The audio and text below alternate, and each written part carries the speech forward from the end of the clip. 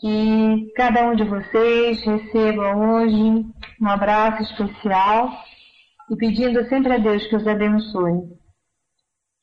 Já são 21h30. Vou convidar a todos para a leitura do Evangelho. O capítulo 21. Haverá falsos cristos e falsos profetas. O item é o 3 que vamos ler essa noite. Que diz assim: Tende cuidado para que ninguém vos engane, porque muitos virão em meu nome, dizendo, eu sou Cristo, e enganarão a muitas pessoas. E levantar-se-ão muitos falsos profetas, que enganarão a muitos. E porque a iniquidade se multiplicará, a caridade de muitos se arrefecerá. Mas aquele que perseverar até o fim, esse será salvo. Então, se alguém vos disser, o Cristo está aqui ou está lá, não acrediteis, porque se levantarão falsos cristos e falsos profetas, que farão grandes prodígios e coisas espantosas, capazes de seduzir, se isso fosse possível, até os próprios eleitos. Está escrito em Mateus, capítulo 24, 4, 5, 11, 12, 13, 23, 24 e Marcos, capítulo 13. E vamos agradecer a Deus por este momento tão especial em nossas vidas.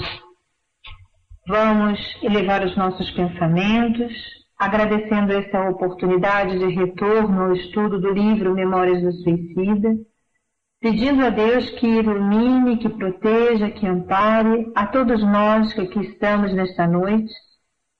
E de forma especial, pedimos pelos nossos irmãos, esses que vivenciaram essa experiência do suicídio, onde quer que eles se encontrem, que possam neste momento estar recebendo a oportunidade de ouvir, de participar, de refletir e de ter a certeza da bondade de Deus em nossas vidas. Que eles recebam o nosso carinho, o nosso respeito, que eles saibam que a bondade de Deus está sempre envolvendo a todos nós. Que Maria de Nazaré, essa bondosa e querida amiga de todos nós, certamente está acolhendo a cada coração aflito e dando a eles a oportunidade de refazimento. Que neste momento eles ouçam, eles sintam as vibrações de amor que certamente procuraremos nós doar a todos eles onde se encontram. Que todos, Senhor Jesus, tenham a certeza que esse é o momento que passará e que eles terão novas oportunidades. Que Deus ilumine este momento, abençoando o nosso companheiro Mário, que nos trará o conteúdo para reflexão, abençoando a nossa bondosa irmã Dona Ivone Pereira, que trouxe para nós esse conteúdo tão vasto, tão especial, o qual estamos estudando. E também, Senhor, pedimos que abençoe a esses benfeitores amigos que estão envolvendo e protegendo a todos nós. Que Deus nos ilumine o espírito imortal, dando-nos a cada dia a oportunidade de tomar a decisão certa de buscar a paz, a tranquilidade e o progresso. Em nome de Deus, pedimos a permissão para o início do nosso estudo na noite de hoje. Graças a Deus, Senhor, que assim seja, graças a Deus. Você que entrou agora em Ilusões, seja bem-vindo à nossa sala. E vou passar para você, Akanda. Um beijo no coração de todos. Fiquem com Deus. Vamos lá, então? Não obstante, existiu rebelde pupilo da legião dos servos de Maria que o levassem onde se encontrava o filho. Esperança que fora da sua vida, aquele rebento querido, que ficara na florescência delicada das 10 primaveras, quando ele próprio, seu pai, houvera por bem abandoná-lo aos perigos da orfandade, matando-se. Convulsionado, sob a ardência de pranto insólito, compreendeu que era conduzido e que penetrava os muros sinistros de um cárcere, sem que houvesse podido distinguir se se encontrava no Porto ou realmente em Lisboa. Com efeito, ali estava Albino, metido em cela sombria, implicado em crimes de chantagem e latrocínio, condenado a 5 anos de prisão celular e a outros tantos de trabalhos forçados na África, como reincidente nas gravíssimas faltas.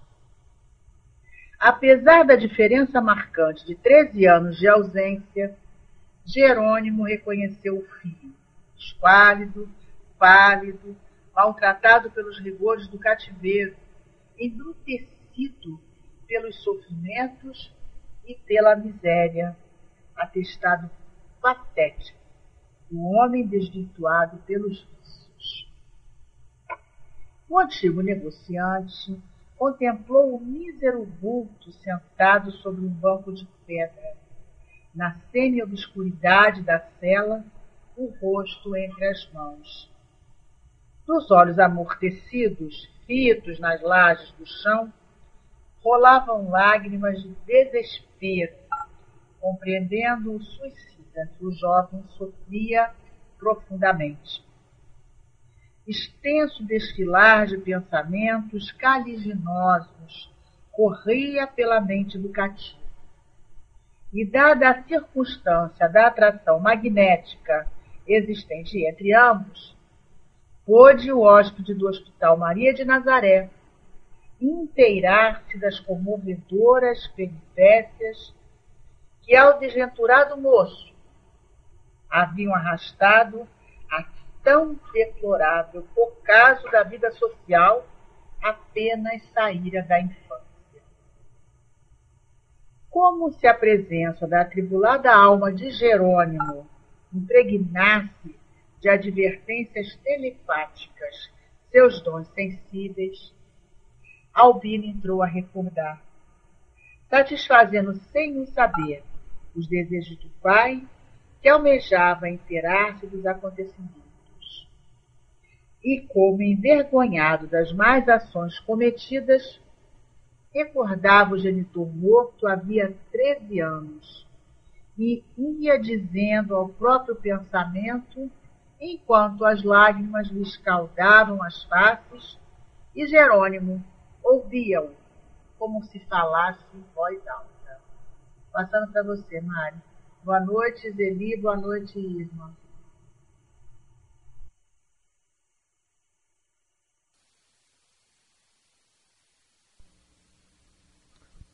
Alô, o som tá ok? Vamos lá. Nós vemos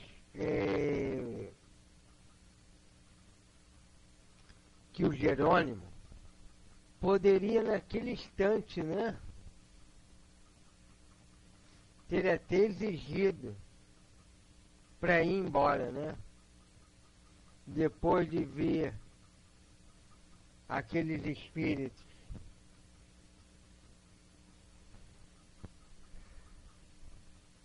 Alô, o som tá ok? Akanda, eu achei o seu baixo quando você falou. Será que tá baixo aí não, Akanda? Ok.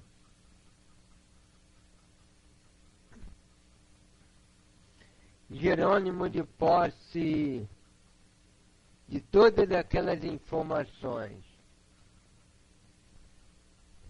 daqueles espíritos inferiores,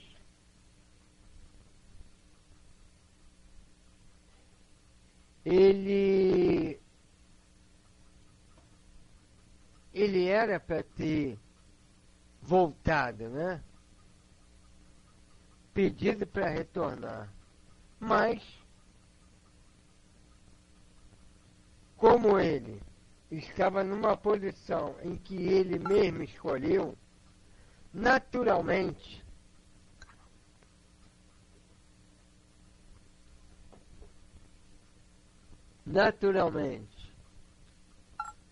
ele seria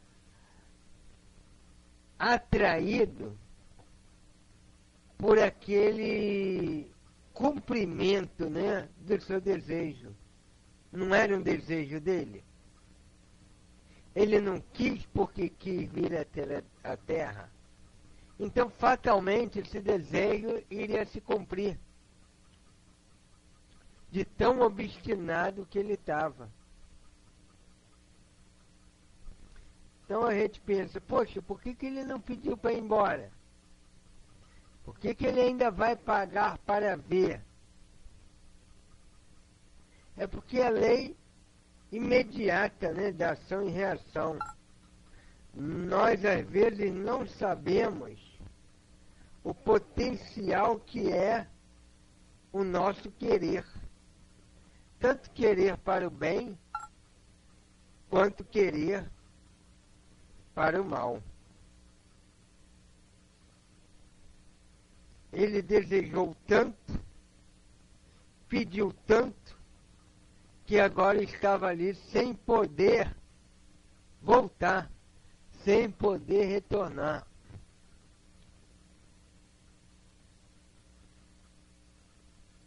E aí, nós vemos que ele pede para ver o filho albino, que ele tinha deixado 13 anos antes. Uma criança, né?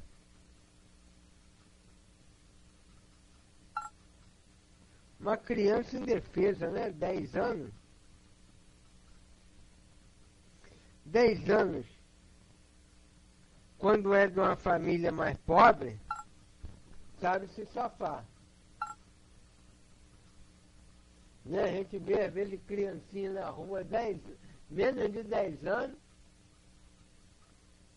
na rua sozinho, se safa.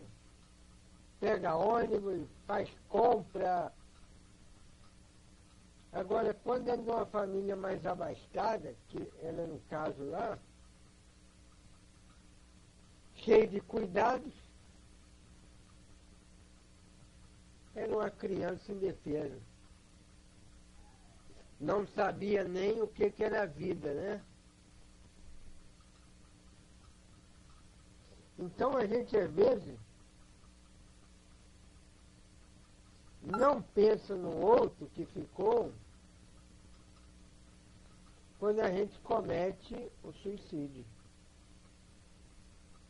No caso dele, Jerônimo, a gente vê aí, começa a ver as vítimas indiretas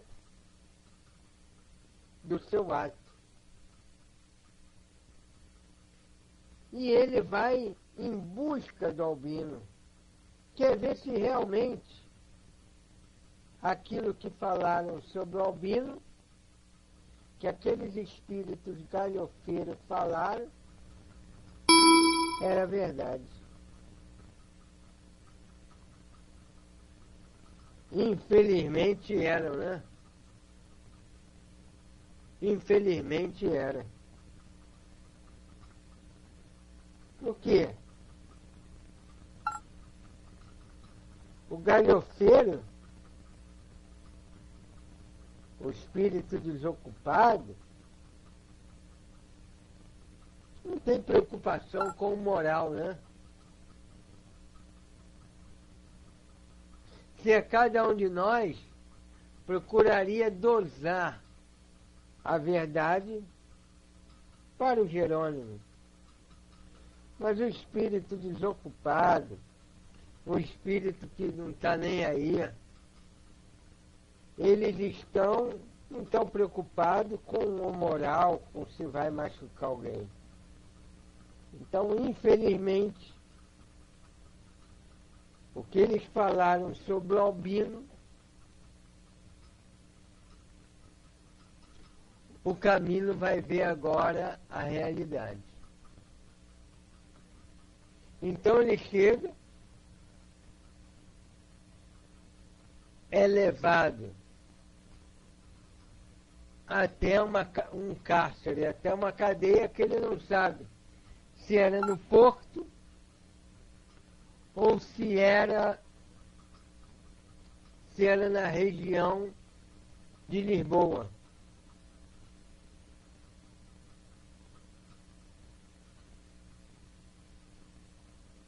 E ele vê ali o seu filho Albino, condenado a 5 anos de reclusão, né, prisão celular. Alô, som.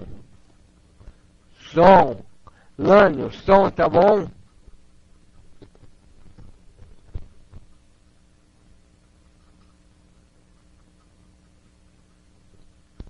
Alô, som. Som, tá bom? Alô, som. Quem estava com som ruim aí? Vê agora. Ok.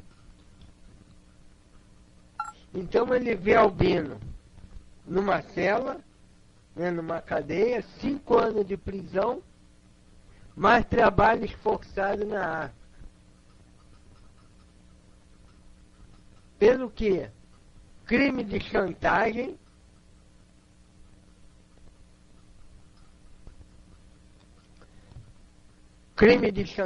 e latrocínio, ou seja, roubou e ainda matou, ou matou para roubar, né? Matou para roubar.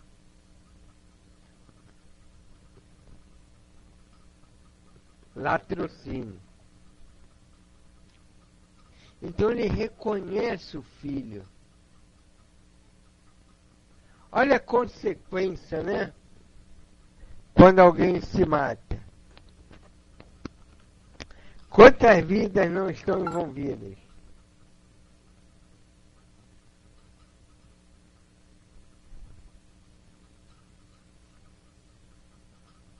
Quantas pessoas não foram atingidas pelo suicídio dele, direta ou indiretamente?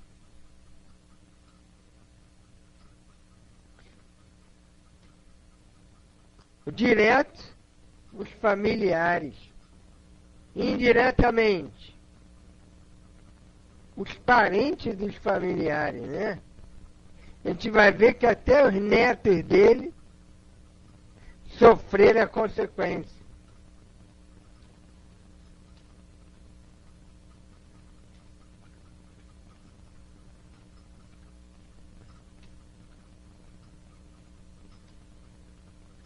Até os netos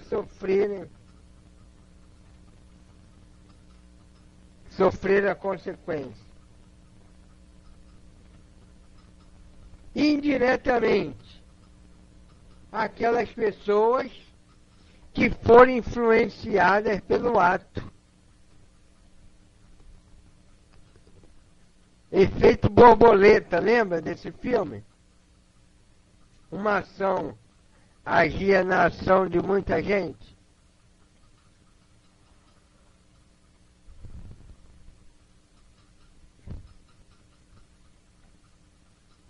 Né? Quantas vidas indiretas? Às vezes a gente não tem noção, né? De quantas pessoas a gente pode influenciar com o único ato que a gente faz. Uma pessoa que você deu passe lá e restaure a vida. Consiga fazer com que o outro melhore a saúde. Quantas pessoas, às vezes, direta e indiretamente, você não ajudou? Ajudou a própria pessoa. Ajudou aqueles que com ele convive.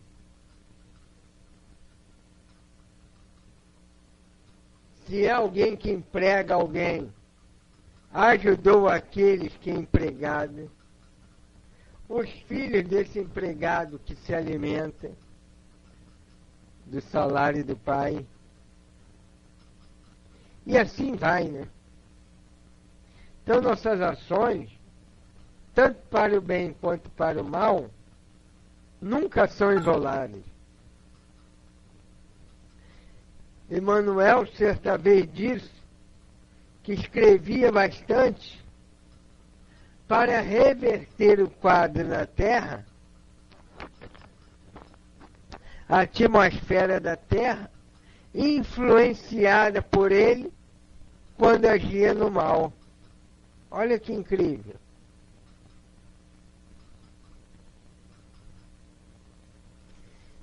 Imagine a ação de cada um de nós.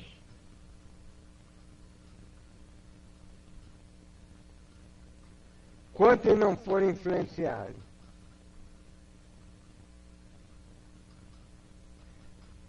Quanto o Jerônimo não influenciou?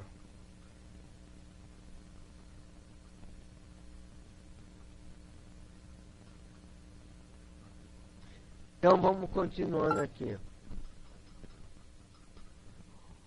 Aí ele olha o filho lá triste, chorando, desesperado, mostrando o pai o quanto sofria.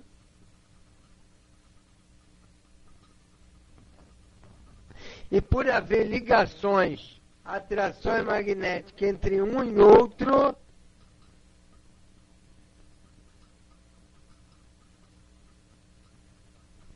por haver atração magnética entre um e outro, o que acontecia? Ele conseguia ver o que o outro estava pensando.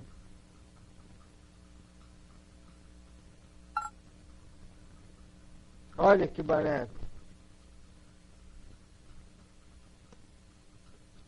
Ele conseguia perceber o que o filho estava pensando e tudo o que aconteceu com ele.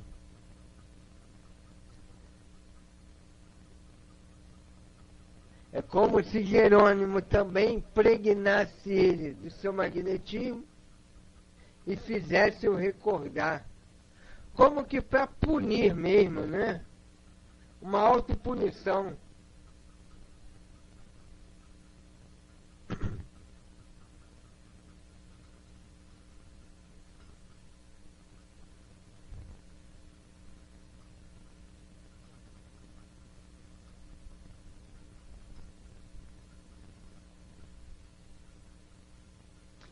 Então,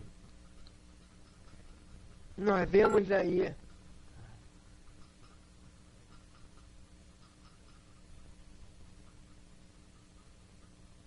ok, mano. Nós vemos aí quando tem ligação magnética, o outro consegue ver e saber o que a gente pensa. Danou-se, né? Com quem a gente está tendo afinidade magnética?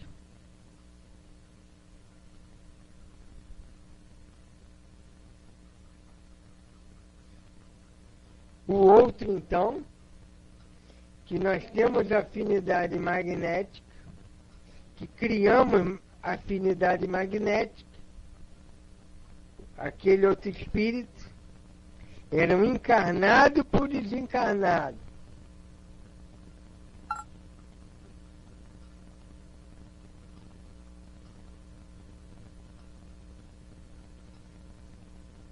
E aí,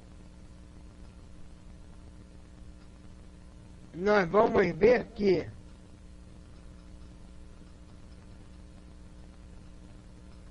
temos que tomar cuidado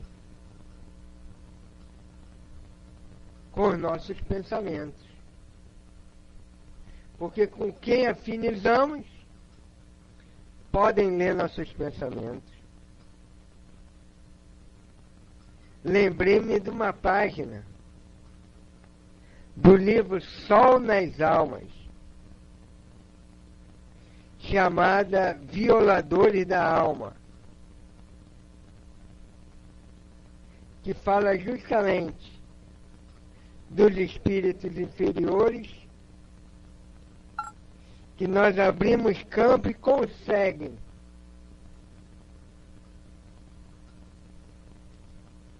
violar a nossa alma, saber do nosso pensamento, saber até no momento certo de nos atacar, de nos fragilizar.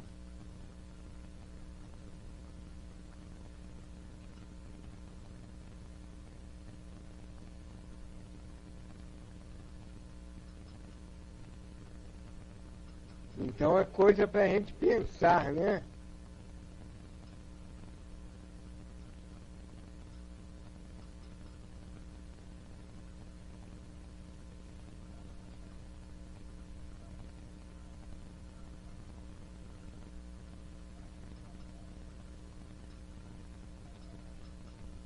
É violadores da alma.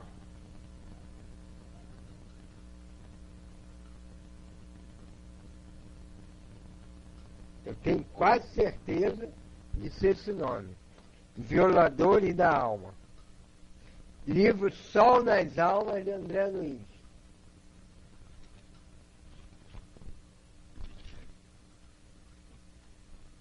Aí vamos lendo mais um pouquinho. Vou dar só uma ajeitada aqui no meu livro.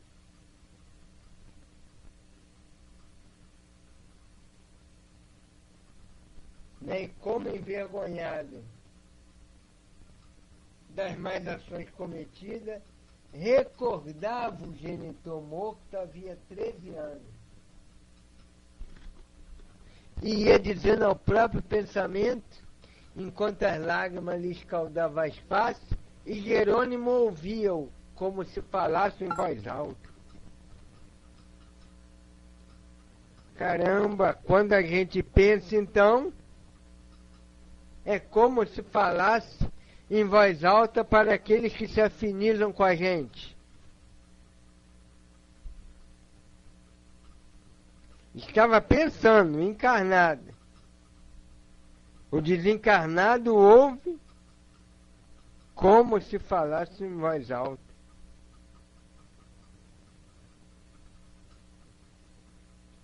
Então ele é de espírito para espírito, né, nesse momento.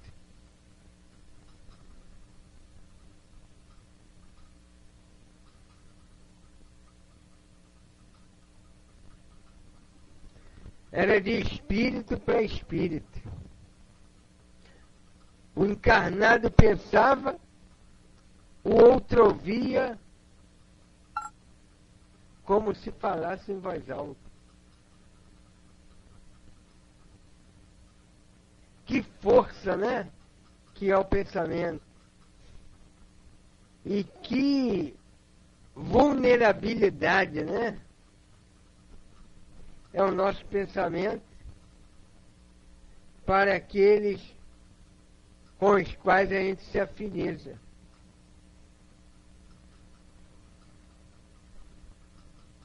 O outro para quem a gente se afiniza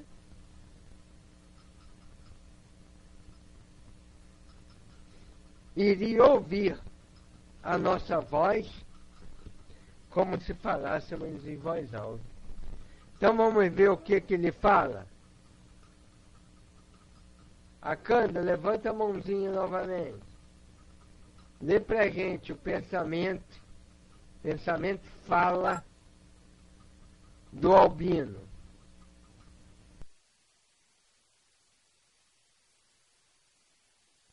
Então vamos lá.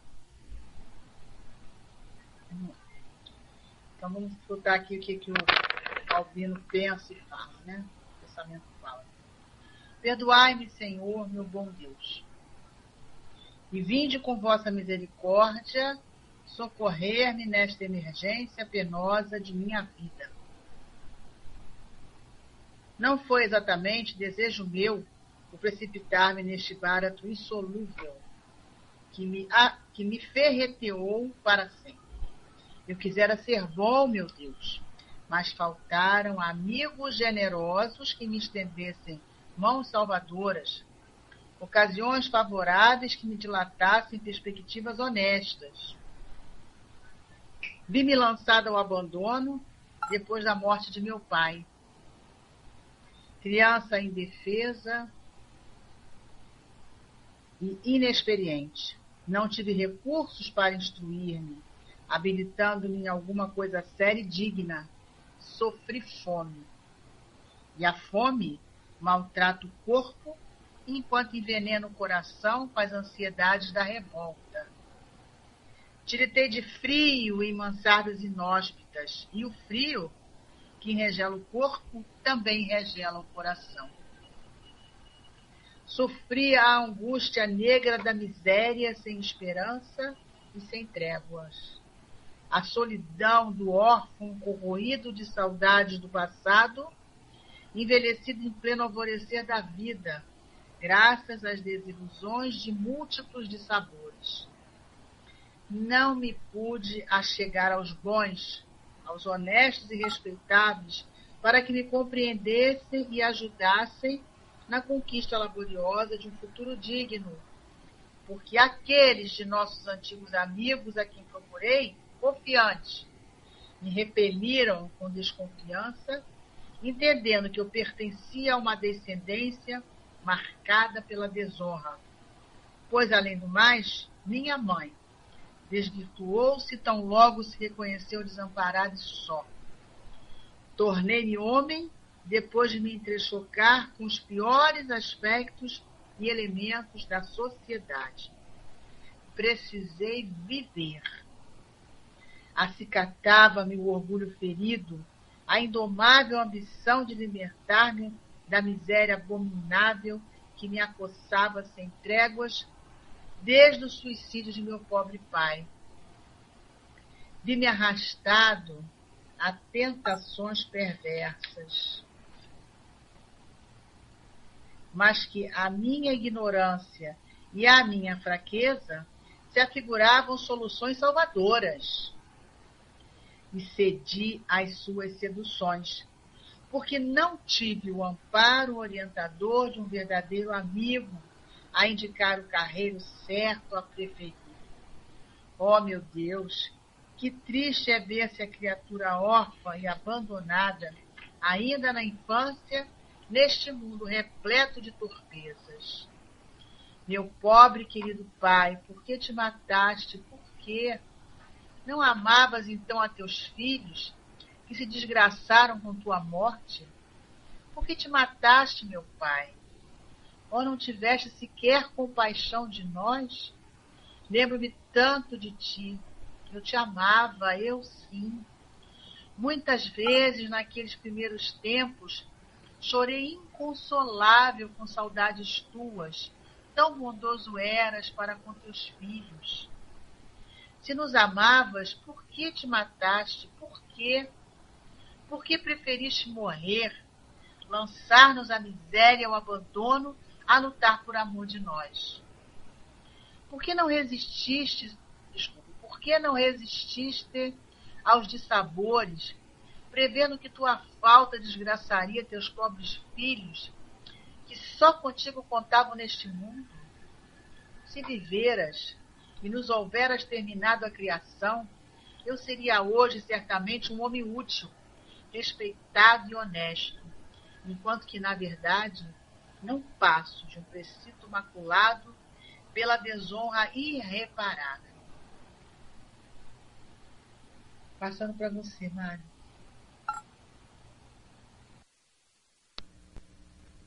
Som tá ok?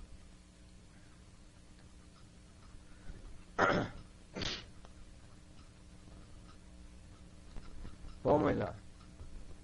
O discurso do Albino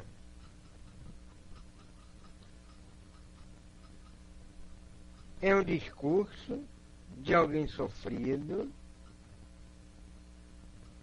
é um discurso de alguém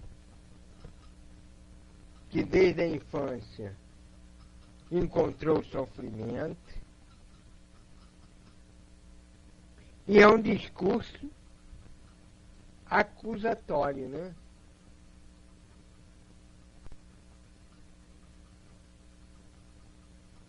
Embora seja um discurso de uma série de inquirições, por quê? Por que te mataste? Por que fez isso? Não amava seus filhos? É um discurso acusatório. E ele justifica todos os seus erros por conta da ação de Jerônimo. Mas 100% a gente pode acusar o Jerônimo?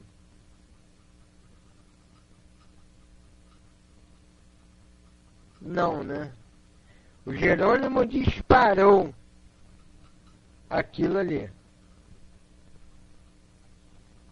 Mas a prova também do qual ele foi colocado, que não era uma prova para ser agora, já que o pai não tinha missão de se matar. Ninguém tem a missão de se matar. Para que o outro passe pelo que tem que passar. Entenderam isso?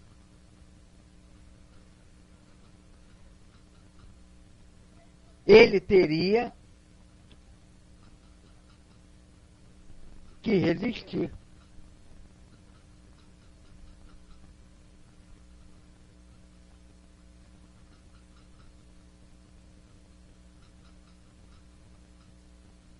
Ele teria que se resistir.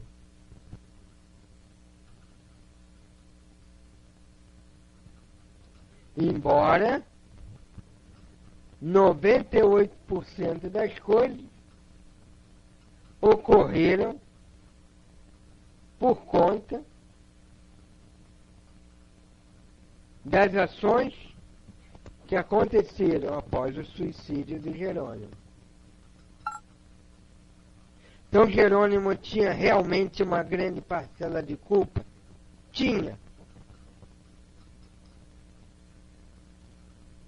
Pudéssemos quantificar aqui chutando, especulando, diríamos uns 90%. E os outros 10%, o quanto ele não resistiu à prova, às tentações que teve que passar.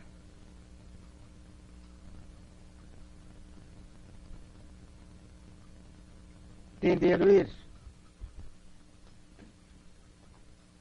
Mas é um discurso que vai como trazendo para Jerônimo o chicote, né? O azorrague.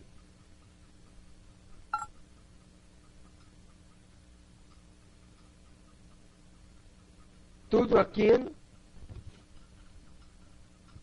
que sai de dentro do Albino, como que para puni-lo, né? Ele mesmo desperta isso no Albino. A Cândida botou aí o sol nas almas.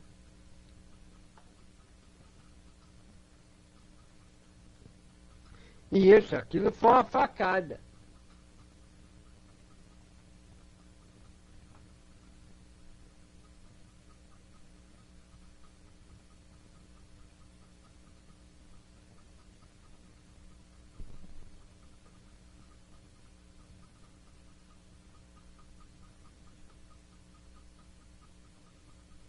Não, Lívia, não faço parte do Evangelho no Lar. Mas tem outros aí que fazem.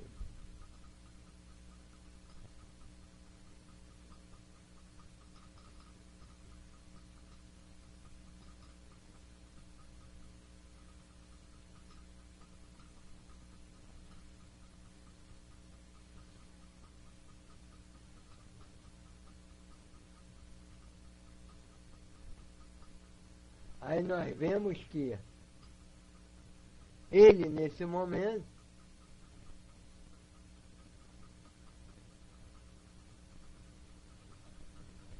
vai como que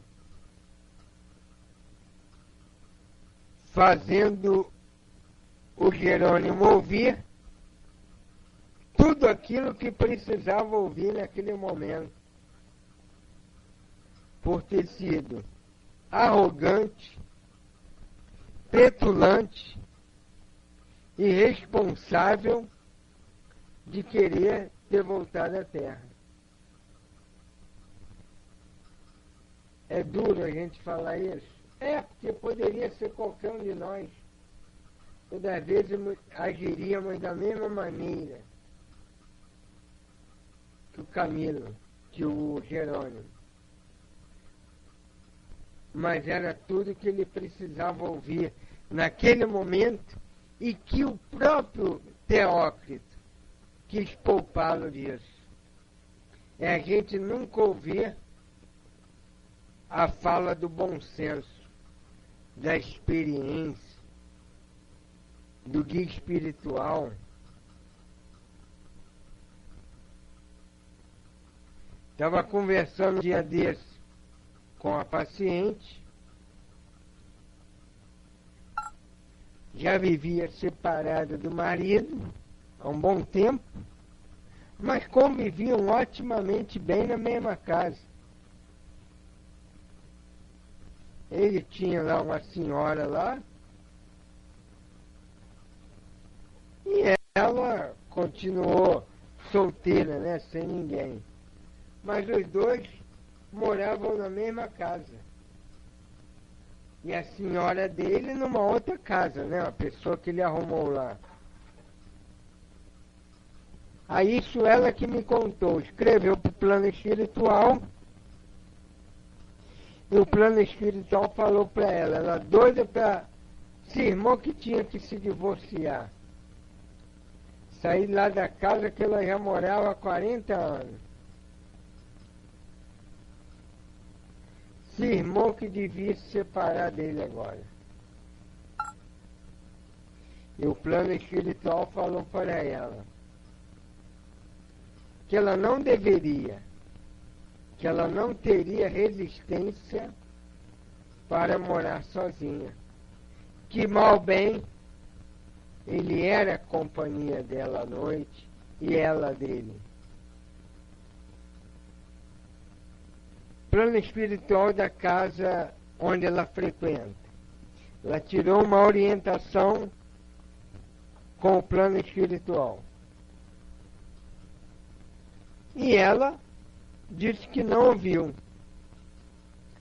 Separou, botaram a casa à venda, ela foi para um outro lugar e ele saiu de casa. E ela saiu daquela casa que já morava há 40 anos. E ela disse para mim, como eu me arrependo de não ter ouvido o plano espiritual. Como eu tenho saudade da minha casa. E ela dizia, não é apego, que a casa a gente arruma outra, eu já estou em outra. Mas é saudade do lugar que eu habitei 40 anos. Quase 40 anos. Ou seja, quando a gente não ouve a voz da prudência, a voz daqueles que nos dirigem, temos o livre-arbítrio, escolhemos e dá no que dá. Nós vamos parando por aqui. Semana que vem a gente continua ali em Eram Vibrações Sombrias e Causticantes. A Mana já escolheu aí quem vai fazer a prece, nossa diretora. E ela depois vai botar a mensagem do plano espiritual.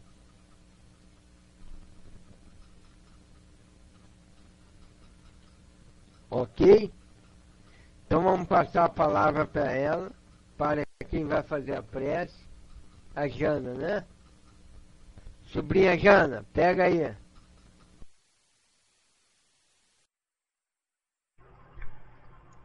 Boa noite, queridos. Estão me ouvindo?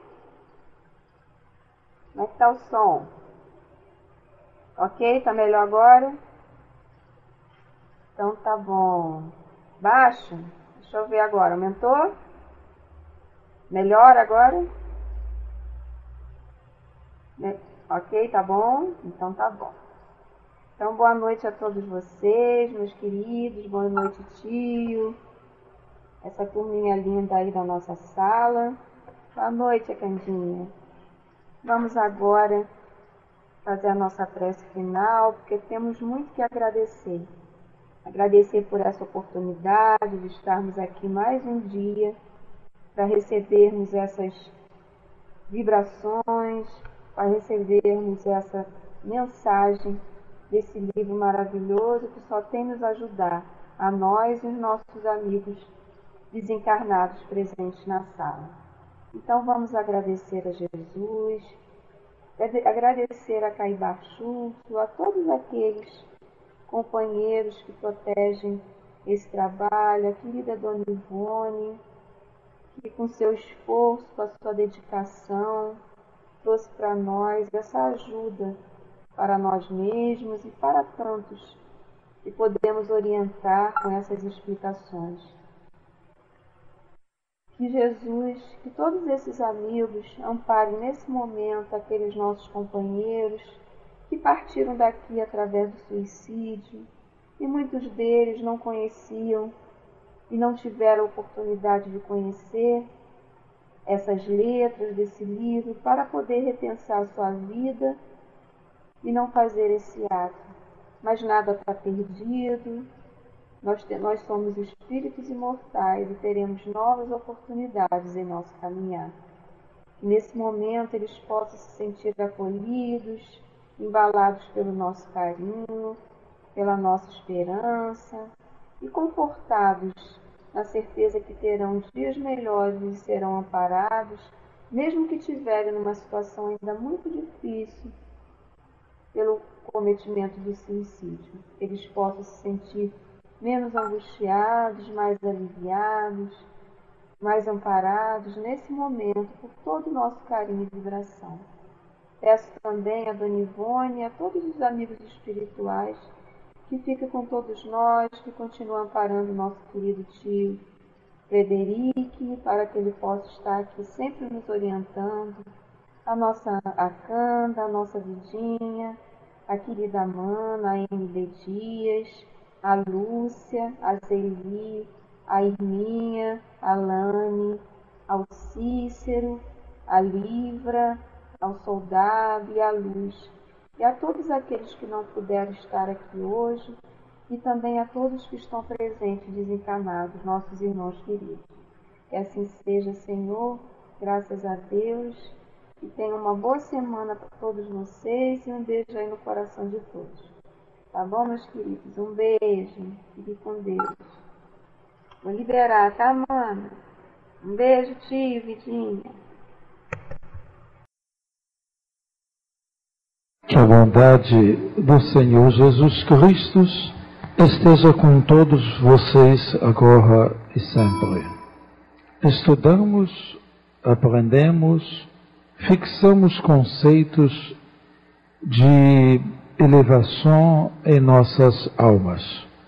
Cada vez que estamos aprendendo algo em torno da doutrina espírita, melhoramos o nosso modo de ser, corrigimos defeitos de nossas almas, tornamo-nos mais amenos e, consequentemente, destruímos a influência do mal sobre nós.